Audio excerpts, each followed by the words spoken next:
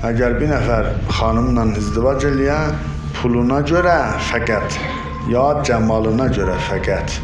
Həzrət buyurdu ki, o mövkul olar o pula və mövkul olar o cəmala.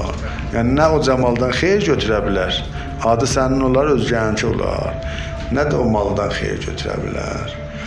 Və əzə təzəvvəcə ledinaha və fəzliha rəzəqəhullah mal vəl cəmal. Amma əgər dininə görə izdivac eləsə, Allah elə mal da yetirər, cəmal da yetirər. Demir, ha gözləvim izdivac elə. Əmr dair ola, beyni göyçək xanım, amma dinsiz xanım. Hədə bunu onu anlamaq.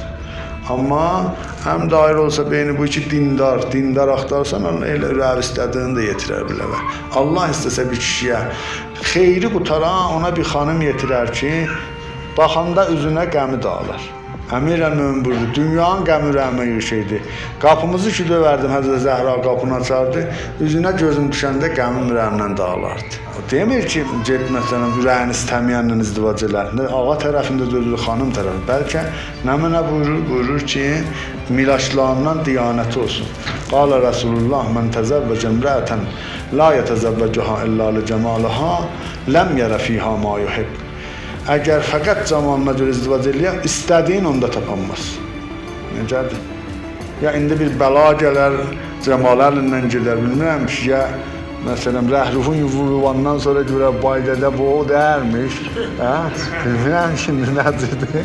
Amma Həzrət buyurur ki, istədiyin onda görməz. Və mən təzəvvəcəha limaləhə, la yətəzəvvəcəha illə ləh və kələhullah eləh. Bir daha noxoşluq gələr, var yox, xəstəsən ona, yox, qalasan, hürüt baxatan.